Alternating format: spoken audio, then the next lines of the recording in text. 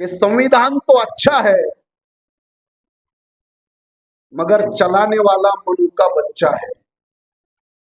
Police कुठल्या माणसाला म्हणू शकत नाही की कबूल कर तू चोरी केलीस, कबूल कर तू खून केलास।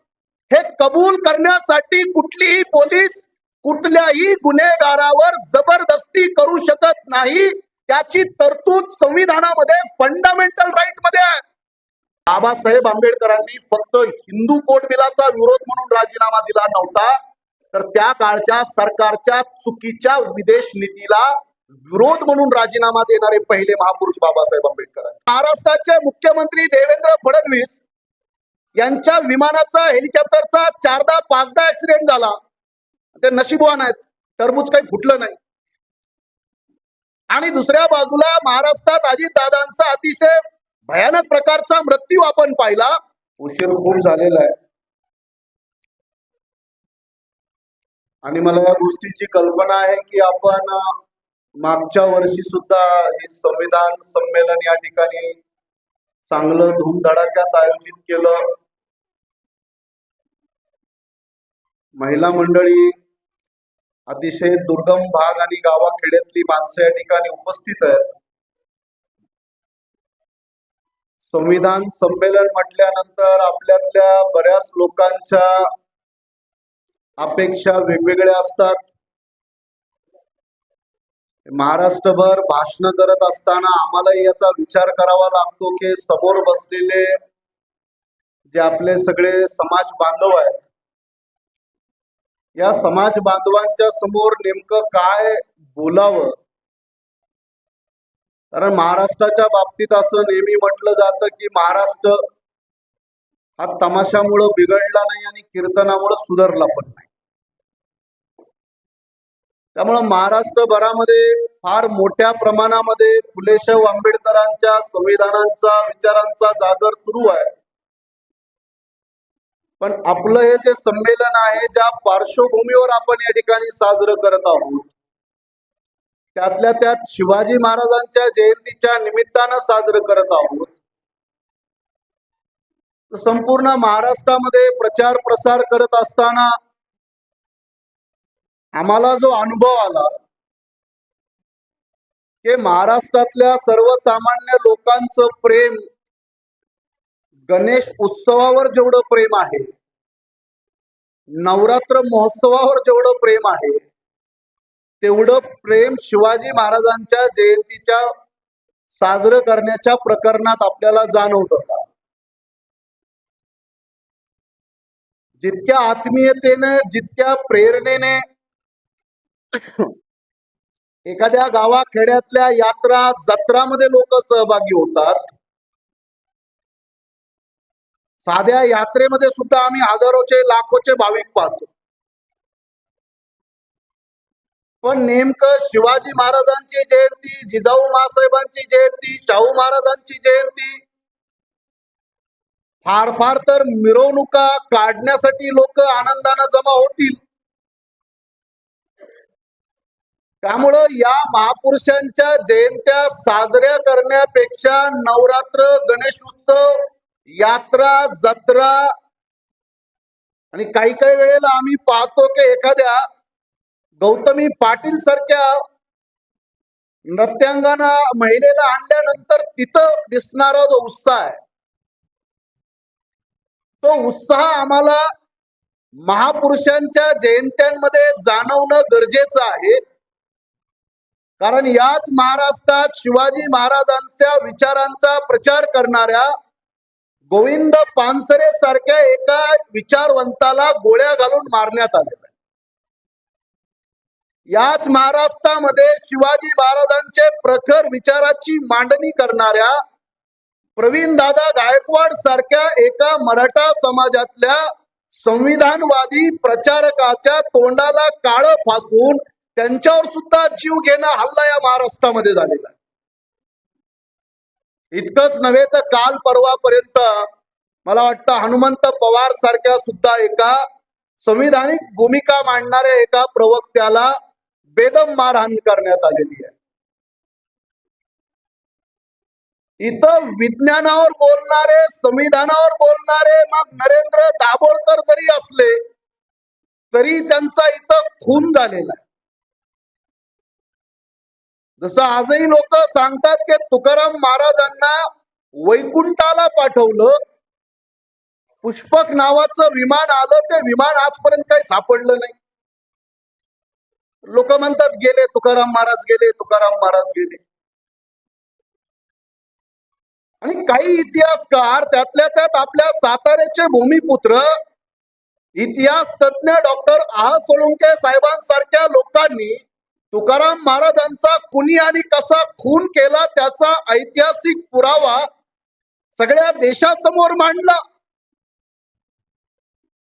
मला वाटतं सर, ते नितीश कुमारांकडे पाहिल्यानंतर बरं वाटतं मला राज्यसभेत गेले. त्यांनाही वाटलं असेल कुठं प्लेन क्रॅश होऊन मारण्यापेक्षा राज्यसभेत गेलेलं बरं. एका बाजूला महाराष्ट्राचे मुख्यमंत्री देवेंद्र फडणवीस यांच्या विमानाचा, हेलिकॉप्टरचा 4दा-5दा ऍक्सिडेंट झाला. ते नशीबवान आहेत, टरबूज काही फुटलं नाही. आणि दुसऱ्या बाजूला महाराष्ट्रात अजितदादांचा अतिशय भयानक प्रकारचा मृत्यू आपण पाहिला. त्यांच्याच कुटुंबातले महत्वाचे सदस्य आता तो मृत्यू हा घातपात होता याच्या रोज पत्रकार परिषदा घेतात. मी हे आपल्याला एवढ्यासाठीच लक्षात आणून देण्याचा प्रयत्न करत आहे की महाराष्ट्रात संविधानाचे संमेलन घेत असताना संविधानाची जर तंतोतंत अंमलबजावणी होत असेल तर या महाराष्ट्रातल्या झाडा झुडपाचं सुद्धा, जनावरांचं सुद्धा संरक्षण करण्याची ताकद या देशाच्या संविधानामध्ये आहे. सलमान खाननं फक्त माणसं मारले नव्हते, हरणाची शिकार केली होती. काळवीट हरिण मारलं म्हणून सलमान खानला 3 वर्ष जेल झाली की नाही? त्या मेलेल्या हरणाची सुद्धा लढाई बाबासाहेब आंबेडकरांनी लढली. त्या जनावरांना सुद्धा संरक्षण देणारे कायदे देशभरात आहेत. वाळूचा कायदा आहे, मातीचा कायदा आहे, डोंगरापासून नद्या कपाऱ्यापर्यंत प्रत्येक गोष्टीचे कायदे आहेत. प्रश्न हा कायद्यांचा नाहीये, प्रश्न कायद्याच्या अंमलबजावणीचा आहे. आणि मला वाटतं की या ठिकाणी विशाल लोंढे साहेबांचं जोरदार टाळ्या वाजून अभिनंदन केलं पाहिजे. एक अधिकारी कायद्याचं जर तंतोतंत पालन करत असेल तर हजारो लाखो लोकांचं संविधान कल्याण करू शकतं. हे त्यांनी त्यांच्या कारकिर्दीमध्ये सातत्यानं सिद्ध केलेलं आहे. मला या ठिकाणी आपल्या कार्यक्रमाची पार्श्वभूमी अतिशय विचित्र पद्धतीच्या पार्श्वभूमीवर आपण जमा आहोत. एकतर एप्स्टीन फाईल्सच्या नंतर सगळ्या जगभरामध्ये हायदोस झालेला. अमेरिका आणि इराणच्या युद्धाला आपण कुणी मनावर घेतलं नाही, पण जेव्हा आता तुम्हाला तुमचा LPGचा गॅस भेटणार नाही, रांगा लावतायत महाराष्ट्रातली लोक 2-2, 4-4 किलोमीटर, तेव्हा आता आपल्याला वाटत आहे की काहीतरी कुठंतरी युद्ध सुरू आहे. नाहीतर 15 दिवस आपल्या कुणाच्या डोळ्यात पाणी आलं नाही जेव्हा इराण मधल्या 165 लहान मुलांवर बॉम्ब टाकून त्यांचा खून करण्यात आला. आपल्या देशातून साधा शोक संदेश कुणी दिला नाही. म्हणजे जोपर्यंत एखाद्या गोष्टीचा चटका आपल्याला स्वतःला बसत नाही तोपर्यंत आपली माणसं त्याच्यावर प्रतिक्रिया देत नाहीत. बाबासाहेब आंबेडकरांनी फक्त हिंदू कोड बिलाचा विरोध म्हणून राजीनामा दिला नव्हता, तर त्या काळच्या सरकारच्या चुकीच्या विदेश नीतीला विरोध म्हणून राजीनामा देणारे पहिले महापुरुष बाबासाहेब आंबेडकर. आम्हाला भीती वाटते सर, आता काय विदेश नीती मांडावी आणि कोणती पॉलिसी आपल्या समाज बांधवांकडे मांडावी. जेव्हा आपल्या सगळ्यांना हे लक्षात येतं की हा देश बाबासाहेब आंबेडकरांच्या विचाराकडे आता दिवसेंदिवस झुकत चाललेला आहे. या देशातला प्रत्येक वर्ग, प्रत्येक धर्म, प्रत्येक जात की आता बाबासाहेब आंबेडकरांच्या कार्याकडे विचाराकडे डोळसपणे बघायला सुरू झालेलं आहे. मी संविधान संमेलनाच्या पार्श्वभूमीवर एवढंच आपल्या लक्षात आणून देणं गरजेचं समजतो. परभणी जिल्ह्यामध्ये एक वडार समाजाचा सोमनाथ सूर्यवंशी हा संविधान शिल्पाचा अपमान झाला म्हणून मैदानात उतरला होता आणि त्या अपमानाचा बदला घेण्यासाठी तो रस्ता रोको आंदोलन करत होता. महाराष्ट्रातल्या पोलिसांनी त्याला बेदम मारहाण करून त्याचा खून केला.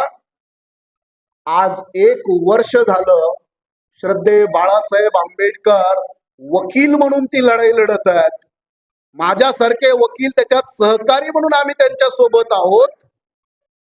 1 वर्ष झालं ज्यांनी खून केला त्यांच्या नावावर साधे FIR नोंदवले जात नाहीयेत. त्यांना अटक करणं, त्यांना शिक्षा करणं, त्यांची हेअरिंग करणं, त्यांचं सेशन ट्रायल चालवणं हे फार लांबचं आहे. एखाद्या माणसाचा खून झाल्यानंतर FIR नोंदवण्यासाठी आम्हाला सुप्रीम कोर्टात जावं लागलं आणि अजूनपर्यंत FIR नोंदवली गेली पण अज्ञात इसमांवर नोंदवली गेली. सर, अरे माणसं मारून टाकले जातात, त्यांचे FIR नोंदवायला तयार नाहीत. संविधानामध्ये तर आहे, संविधानात एक आर्टिकल आहे, आर्टिकल 20 क्लॉज 3,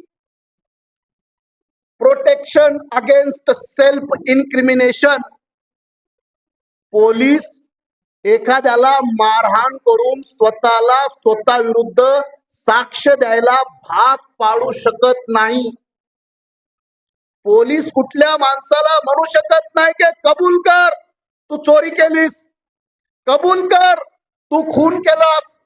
हे कबूल करण्यासाठी कुठलीही पोलीस कुठल्याही गुन्हेगारावर जबरदस्ती करू शकत नाही. त्याची तरतूद संविधानामध्ये फंडामेंटल राईट मध्ये आहे.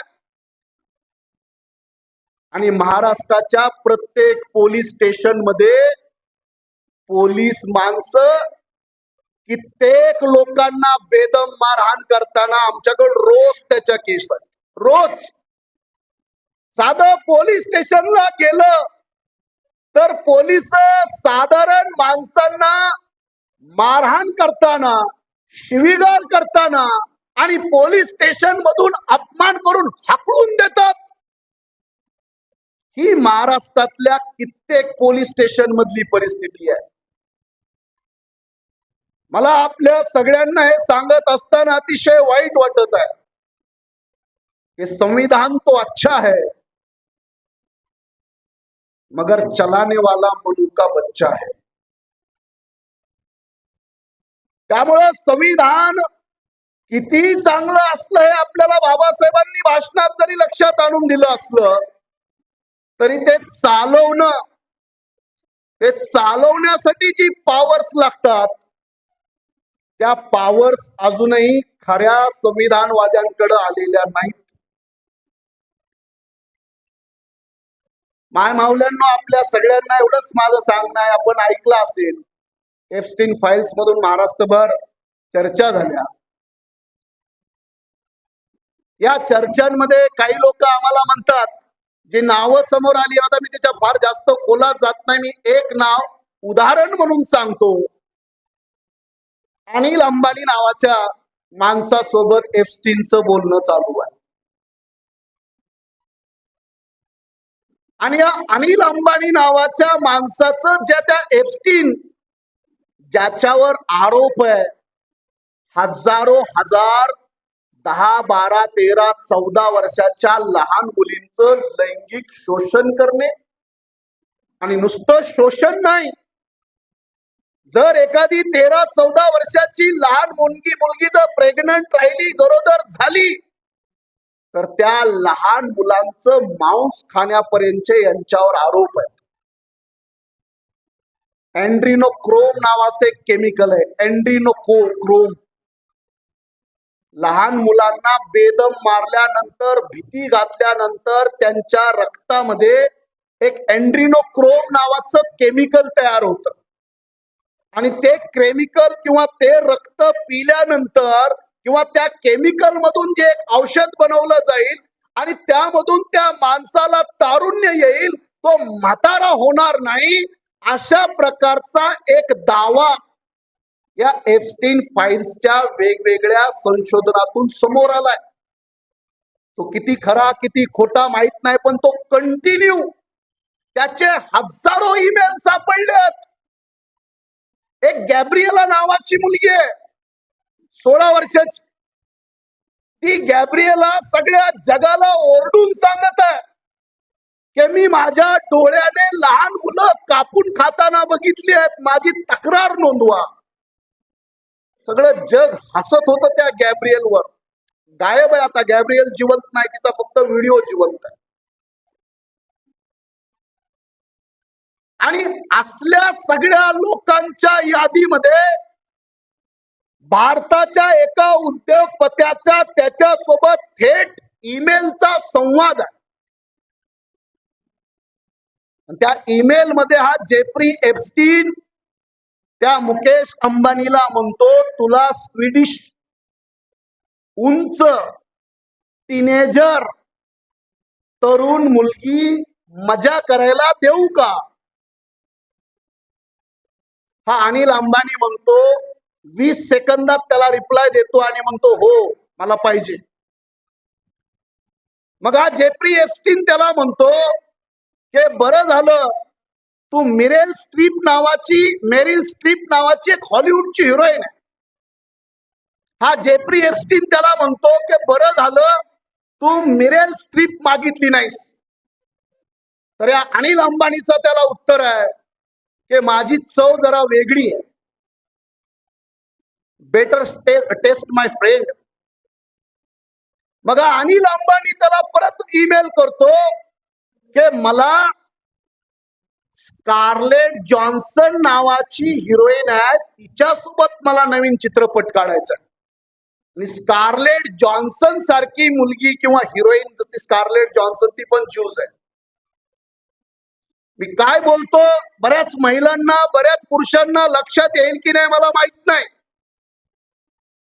या प्रकारचे ईमेल मिळतात आणि या अनिल अंबानीचा स्पष्ट उल्लेख त्या जेफ्री एप्स्टीननं त्याच्या ईमेल मध्ये केलेला आहे, मोदीज मॅन. आता हे काय आपण काढलेले नाहीत, हे सगळे अमेरिकेच्या न्यायालयाने या सगळ्या फाईल बाहेर काढल्यात. तर आपल्या इकडचे पत्रकार सत्ताधाऱ्यांच्या समोर बोंडा बोलतात आणि एवढ्या जगातल्या ताकदवर नराधमांचे पितळ उघड पाडणारी एक महिला पत्रकार आहे, तिचं नाव आहे जुली ब्राऊन. एकदा जुली ब्राऊन साठी आपण जोरदार टाळ्या वाजवल्या पाहिजे. एक बाई आहे, ती पण पत्रकार आहे आणि असल्या ताकदवर लोकांच्या भानगडी बाहेर काढणं, ज्यांनी हजारो लोकांची खून केली आहेत, कत्तली केल्यात. आज हे एका बाजूचं चित्र आहे.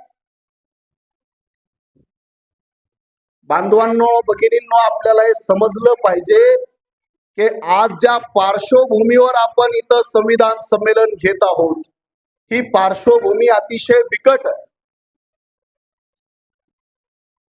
एका बाजूला अजितदादा पवारांसारख्या एका मोठ्या नेत्याचा अपघात झालाय आणि सगळ्या महाराष्ट्रानं पाहिलं की त्यांच्या चितेची राख सुद्धा थंड होण्याच्या पूर्वी